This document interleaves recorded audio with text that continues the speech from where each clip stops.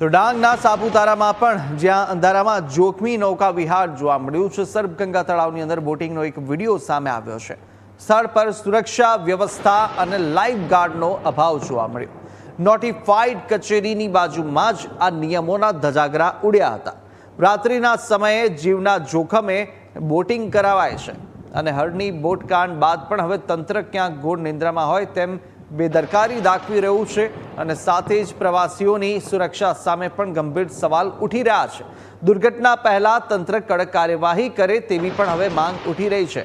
આ દ્રશ્યો સામે આવ્યા છે અને અનેક સવાલો પણ ઉઠી રહ્યા છે। વધુ વિગતો મેળવે સંવાદદાતા હર્ષ ફોનલાઈન પર જોડાયા છે। હર્ષ, સાપુતારાની અંદર અંધારાની અંદર આ જોખમી નૌકા વિહાર કરવામાં આવી રહ્યું છે, આ વિડીયો ક્યારનો છે? વિડીયો બાદ કોઈ એક્શન લેવામાં આવી રહ્યા છે ખરા?